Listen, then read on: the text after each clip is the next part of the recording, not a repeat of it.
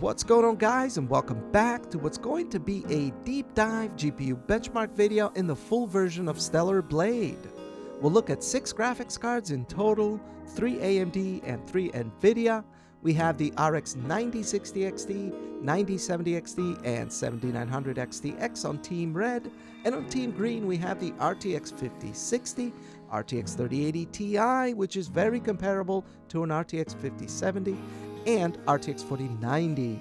For this benchmark, I've decided to not touch any of the GPUs and run them at their out-of-the-box profile. I also want to apologize if I don't sound too enthusiastic in the video. I think I'm coming down with something. In reality though, I've been looking forward to it because it's been days in the making. Anyway, let's begin. We're going to begin with the RTX 5060 first at 1440p. Very high graphical preset, DLAA. The reason why it took me a few days to put out a Stellar Blade video about the full version of the game anyway was mainly because I have a full-time job, but I also wanted to make it to this big open world area here to test all these GPUs. And as you guys can see, the 5060 entry-level $300 GPU does extremely well here at 1440p. We're averaging around 80 FPS with very good 1% lows, smooth frame time, and DLAA. Moving on to a bit of upscaling here, we'll go for DLSS quality, and with DLSS 4 that should look really nice, which it really does, and we go from around 80 FPS average to over 120, so that is about a 40 to 50% increase in FPS, which is really nice. For me, as long as I get 90 to 120 FPS for games like this, I'm personally quite happy, and the 5060 delivers in that regard. Now, this game also supports frame generation, multi-frame generation, natively, by the way. You don't need to go to the Nvidia app and override anything, and if we go ahead and enable that to ×2, previously we were averaging around 110 or so FPS, 110, 115, and this takes us to over 150, and playing this on a 240 Hz OLED display, yeah, it actually does look a lot smoother. Frame generation is a very good technology for high refresh rate displays as long as you're getting a pretty good base frame rate, which we were getting a very good base frame rate of over 100 FPS. Going back into the menu and increasing multi-frame generation to ×4, well, that takes us from around 150 or so all the way up to over 200 FPS, guys, and it actually looks really good. Again, on a 240 Hz display, multi-frame generation especially is a really nice tool for high refresh rate displays, which are becoming very popular these days, and it looks really nice. Now, I know some people in the comments, sometimes when I cover MFG, there was the whole controversy about, you know, whatever. I don't want to get into drama or anything like that. I bought these cards and I'm giving you my opinion and what I see. You don't have to like it, you can disagree, that's perfectly fine. But for me, as long as I get a good base frame rate, turning on frame generation, the game looks like I'm getting 200 FPS and it feels very responsive. It's really that simple. I can play it at 80 FPS native or make some tweaks and go all the way up to 220. The game still looks just as good essentially, and it's a lot more fluid visually anyway. Now, moving on to 4K, just out of curiosity, we'll max it out. DLAA, we'll also set textures to 4K. This should be extremely VRAM hungry, way too much for the RTX 5060 to handle, and as you guys can see, it is too much. We're getting around 20 FPS with very bad 1% lows, as you can see in the frame time, and this is no surprise at 4K resolution with 4K textures on the RTX 5060 with its 8 gigs of memory. It's way too much for it to handle, but that doesn't mean that we can't run the game at 4K at all. We can start by setting environment textures back to very high from 4K and set DLSS to performance. This should work pretty well because DLSS 4, especially at 4K, looks extremely good, and 5060 actually recovers quite well. We go all the way up to around 80 FPS, well, at least for now anyway, and it's pretty good. We are seeing similar levels of performance that we saw at 1440p with DLAA just earlier. So yeah, this is pretty good. Matter of fact, if we were to compare it versus the 9060 XT, it too, at 4K with FSR performance, 5060 is actually noticeably faster here with 78 FPS average versus 65 on the 9060 XT.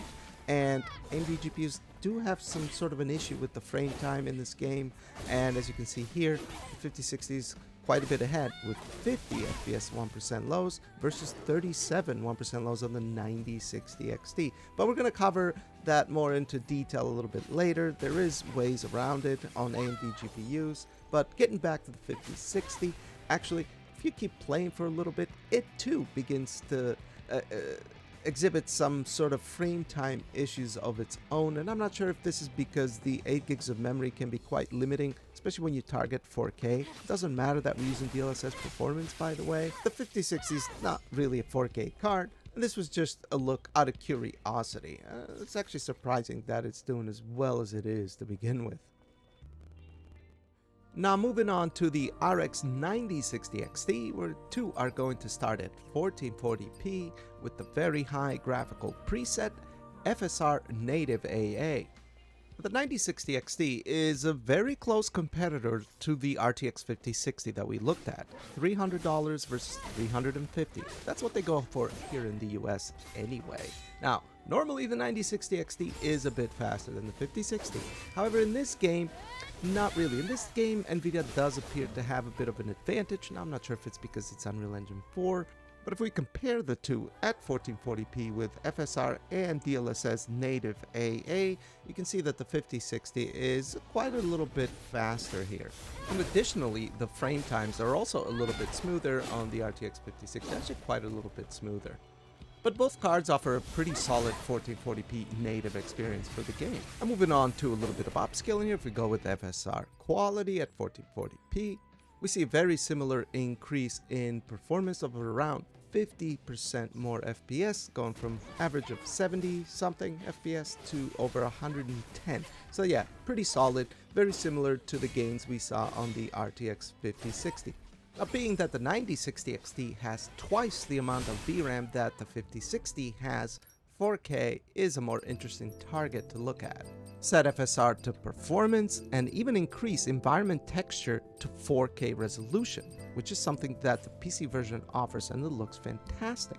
But what doesn't look great, guys, is FSR 3. In performance mode, it looks pretty bad, as you can see. Grainy, flickery, disocclusion artifacts, but this game supports FSR 4, and so does the 9060 XT. The problem is that the Adrenaline software is a bit of a mess. Sometimes FSR 4 won't even show up as a toggle for the game. You have to mess with it. And sometimes it does show up, you toggle it on, launch the game, it doesn't show that it's engaged. And sometimes it is engaged. But if we make sure that it is engaged, like for example, right now we do have it engaged, as you can see, it is green, it is on. The 9060 XT does a smashing job, guys, because the game looks great with FSR performance at 4K. Performance-wise, we actually do really well as well. And while we are getting over 60 FPS, as you can see, the frame time is not particularly smooth, and neither is our 1% lows, and this appears to be a bit of an issue with AMD GPUs for whatever reason. But like I promised, there is actually a fix to this. And it is set in a 60 FPS cap, since we appear to be getting a little bit over 60. And as you guys can see here, I set it with RivaTuner Statistics Server, by the way. It does maintain 60. Frame time looks really smooth. 1% lows are also at 60. And by the way, this works for Nvidia GPUs as well. If you're having some frame time issues, a frame rate cap can definitely help for a smoother experience, more power efficient too. If we remove the frame rate cap and enable FSR frame generation, it was actually very interesting because, I mean, yeah, we go from around 65 average to around 110 average, which is really nice. What was very interesting though is that now we don't have those frame time issues or 1% low issues as a result that we had previously. As you can see, the frame time is pretty flat, very smooth, and 1% lows are really good too. And I noticed the same thing as you're gonna get to see in other AMD GPUs in this video as well. So yeah, that was quite interesting. Not sure what's happening there, but can't say that I've seen that before. Moving on up to the RTX 3080 Ti now at 4K resolution with DLAA and 4K resolution textures. So we're completely maxed out here for what is still a very beastly GPU, guys. An RTX 3080 Ti, think of it as an RTX 5070 without multi-frame generation that can consume quite a bit more power. That's more or less what it is. Still very capable though, as you can see. At 4K native DLAA, we're getting around 70 FPS or so. The frame time isn't the smoothest. We do get a couple of hitches here and there. I'm wondering if that could be VRAM related, because even though we do have 12 gigs, some of it is being allocated to the operating system as well. And as you're going to get to see later in the video with the RTX 4090, we are actually very close to actually using 12 gigs with these same settings and texture resolution. But either way, 3080 Ti does really well at native 4K. If we drop DLSS from DLAA to DLSS quality, well, we see a pretty decent jump from 70 average to around 100, 110, a little bit less than we saw percentage-wise from the 9060 XT. The disadvantage that we face with the 3080 Ti though, being that it's a couple generations old, is that we don't have access to frame generation unless we use FSR. It is not decoupled, and in order for us to use FSR, we'd have to use FSR 3, which in my opinion is not worth it over DLSS or FSR 4 for that matter. So the only other thing that we can do is go from DLSS quality, DLSS performance. And if we do that, we actually do see another 30 FPS or so, which brings us over 120 FPS playing the game, which would be perfect if you just lock it to 120 and you're on a 4K OLED TV, 120 Hz. It's absolutely looks gorgeous and plays extremely well. Let's now move on up to the RX 9070 XT, 4K FSR 4 AA, and 4K environment texture quality. The 9070 XT is a more capable GPU than the RTX 3080 Ti. That includes ray tracing as well, by the way. Maybe not path tracing, but the 3080 Ti is actually neck and neck with the 9070 XT in this game. But this is an outlier, it's not what you normally would see. But I was very curious to see how the 9060 XT would compare to the 9070 XT with the same settings, because it is half the chip, it's half the cores, half everything. And funny enough, if you put them together at the same exact settings, 4K FSR AA at native, and it's actually around half the performance. Now, I have to do more testing on this, and I do plan on doing a video comparing these two GPUs to see what double the cores gets you, or half the cores get you, how that compares. But this was kind of interesting just to take a look at. But let's get back to the 9070 XT for a second here, and as we keep playing, we do start to see the 1% lows begin to drop and frame time shenanigans again. The same thing that happened in the 9060 XT, and we're going to use the same solution. I ended up setting a 60 FPS cap through Rivatuna Statistics server. As you guys can see, the 9070 XT is able to maintain that with a frame rate cap, no problem. 60 FPS locked. So a frame rate cap goes a long way, not just in this game, but a lot of other games as well. Dropping FSR to quality and removing the frame rate cap, we go from an average of around 70 FPS all the way to around 110. So we're seeing a very similar level of performance as the 3080 Ti did here. As a matter of fact, I think 3080 Ti might have been a little bit faster by a few FPS here and there. But again, the 9070 XT here does a really good job. At least this has the option to enable frame generation, unlike the 3080 Ti. And we can also use FSR 4, which looks absolutely fantastic in this game and every other game that I've looked at. FSR 4 is extremely impressive. Its implementation is a bit shaky, so I want to see that get better. But I digress. Now, speaking of FSR frame generation, we'll go ahead and throw that on top of FSR quality, where previously we were averaging around 110 FPS. With frame generation on top, that brings us closer to 170. But what it also does for us, if you'll remember, on the 9060 XT, well, it makes our frame time look a lot smoother. 1% lows as well. So again, you see the same thing on the AMD GPUs, where when you're not using frame generation, frame times and 1% lows can become quite shaky unless you use a frame rate cap. And then for some reason, frame generation does somehow mend that. Another thing, FSR frame generation, as far as image quality, it actually looks really good. Very comparable to DLSS frame generation. from what I can see anyway. They both do a really good job from an image quality perspective. If we drop FSR from quality to performance in an attempt to get as close to my 240 Hz display refresh rate as possible, it does actually bring us pretty close. And FSR performance looks really good. FSR 4, that is, not FSR 3. FSR 3 doesn't look great, especially in performance mode, but FSR 4 looks really nice. And our performance is really good as well. As you can see, very smooth, very fluid. It looks fantastic. I didn't bother looking at 1440p because this card can do 4K no problem. 1440p should be a breeze for all of them, and if anything, just use FSR or DLSS quality at 4K as representative of what 1440p would be like. Alright, we're now moving on to the 7900 XTX, and I figured I'd do this one a little bit different, guys. We'll do a side-by-side comparison with the 9070 XT. On the left, this is 4K FSR AA with 4K textures, and the performance, as you can see, it's extremely close between these two GPUs. By the end of the native resolution run, the 7900 XTX was a little bit faster with 72 average versus 70, and 1% lows were 41 versus 38, but hey, that is still really close. It is impressive nonetheless though, considering this is AMD's mid-range GPU with 64 compute units versus the previous gen high-end GPU with 92 compute units. So still, and it's consuming less power, which is pretty important, especially in the summertime. But moving on to FSR quality on both, there was a couple interesting things here that happened actually. Well, first of all, it appears that the 9070 XT picture quality, well, the colors especially, look a bit more saturated. And that's interesting because I used the 9060 XT to encode the capture through an Elgato 4KX capture card. So that is quite interesting that the image color would look so different. You wouldn't expect that. Additionally though, the 7900 XTX was actually a little bit faster here with 121 average FPS versus 110 on the 9070 XT, but the 1% lows especially was 71 for the 7900 XTX versus 56. That is quite a bit of a difference in 1% lows.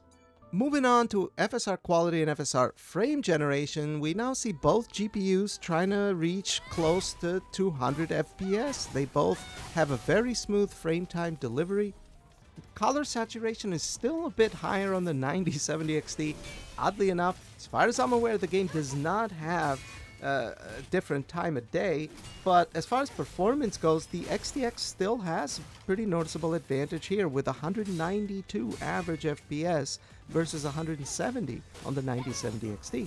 But the 1% lows again are noticeably higher at 172 for the XTX versus 149. I mean, both GPUs are doing pretty well, don't get me wrong, and this is the best that AMD has to offer as far as GPU performance in this game, and I'd say both do pretty well. And again, quite impressive that current mid-range 64 compute unit 9070 XT is able to pretty much match the performance of last gen's high-end 96 compute unit RDNA 3. And guys, we've finally arrived at the final GPU, the RTX 4090. And again, we're gonna start at 4K. We'll even try to do 8K later, but let's start at 4K with DLAA, all settings maxed out, including 4K environment texture resolution. Now, the last three GPUs that we looked at were all very comparable with the same exact settings in performance, 70 to 73 average FPS for the 3080 Ti. RTX 4090 is in a whole other plane of existence with around 110 average FPS. So that is like 40 more FPS. That is like 60-70% faster when compared to the three other GPUs. Now, of course, this is explainable because Nvidia is a bit ahead in this game versus AMD. And the 3080 Ti is the second fastest NVIDIA GPU that I personally own, so not the greatest selection there, and it's not really representative of how AMD and NVIDIA GPUs compare in general, to be fair. This is a bit of an outlier, but it's still interesting to take a look at. Although, to offer another perspective, you could get somewhat similar level of performance to what we're getting now on the 9070 XT with FSR 4 quality. And FSR 4 quality looks very comparable to FSR native AA. And FSR 4 native AA is very comparable to DLAA in image quality. So yeah, while the image quality is a bit crisper, a bit more stable with DLAA, I still think you can get this similar level of performance on an AMD GPU with a few tweaks, of course. Now you could do the same thing with the 4090. You could drop the DLSS quality as we're going to right now, and go from 110 average FPS all the way to close to around 180 FPS average. So yeah, massive performance gains here. And as you can see, guys, we haven't really had to set a frame rate cap to get a smooth frame time. So again, I'm not really sure why AMD GPUs tend to experience more frame time inconsistency in general than NVIDIA GPUs, although NVIDIA GPUs are not immune to this. As you guys saw, it did happen with the 5060 and the 3080 Ti to some extent as well. And again, I'm not sure if this is somehow VRAM related. I don't think it is, but it is something that stands out for sure. Now, 180 FPS without frame generation is about as good as it gets before you turn it on. And if we go ahead and enable DLSS frame generation on top of DLSS quality, well, that takes us beyond my monitor's refresh rate. We're above 240 FPS, although it's right about there, 240 to 260 FPS, depending on what's going on. Now, of course, for me, it would be ideal to lock this at 240, so that's what we're gonna do. After 240 FPS lock through Rivatuna statistics server, well, now the game is as fluid as it gets, and it looks absolutely fantastic, guys. The PC version of this game is absolutely fantastic. As someone that bought the game on PlayStation 5 and played about halfway through it, the flickering and image quality was starting to get to me, to the point where I was using the balance mode on the PlayStation 5, which is 40 FPS mode, by the way, because the 60 performance mode was a little bit too soft and flickery for my taste. And yeah, it was playable, but I just couldn't really take it anymore, to be honest. So I decided to wait for the PC version, and I'm glad that I did, because now I'm doing a whole other playthrough, and the game looks fantastic. Alright, so the 4090 does crush it at 4K, no problem. Now what about 8K? Well, that's what we're going to try, guys. We're going to give 8K a shot here, and we're going to go straight for DLSS balance, because 8K is going to be insanely more demanding. We're still using the 4K texture qualities, by the way, and yeah, we're actually at around 60 FPS, so a lot more demanding, guys. 8K is like running 4 4K monitors at the same time from a pixel count perspective, which is 8.3 million for 4K and 33.2 million pixels for 8K. So yeah, a lot heavier for the GPU, and why this resolution will probably never become mainstream, not anytime soon anyway. I mean, for me, this was just out of curiosity, testing it out. I would never use 8K because, to me, 4K with DLSS quality looks just as clean. Maybe if I had an 8K screen, I would notice a difference, but with a 4K OLED display, it's completely pointless. It's a waste of my GPU resources, to be honest. So yeah, this is just out of curiosity, testing it just for curiosity's sake. And look at our VRAM allocation, is close to 20 gigs, guys. So yeah, a lot more VRAM hungry as well, although we do have VRAM to spare, so that's not really an issue. But what about frame generation? I mean, that would really be the only way to increase our performance. And performance maybe isn't the right term, to increase our frame rate. And I gotta say, guys, that enabling frame generation in this particular case wasn't the best thing, because we were already getting 66 FPS real frames. Now we're getting 90 with generated frames. Sure, it's more fluid, but half of those frames are generated. So as far as responsiveness and latency goes, we're getting 45 FPS. That is being doubled through frame generation. And because the frame rate is quite low, you can actually see some visual imperfections. It's not too bad, but it is noticeable. And I would say that 60 FPS real frames was better than using frame generation in this case. Now, we can go ahead and try to use DLSS high performance. I've actually never used DLSS high performance in my life. This is the first time I take a look at it, but because it's at 8K resolution, it still looks fantastic in that regard. And now we're closer to 120 FPS with frame generation. So now we're at least getting 60 controllable FPS. So latency wise, it's quite responsive. It's fine, not too bad.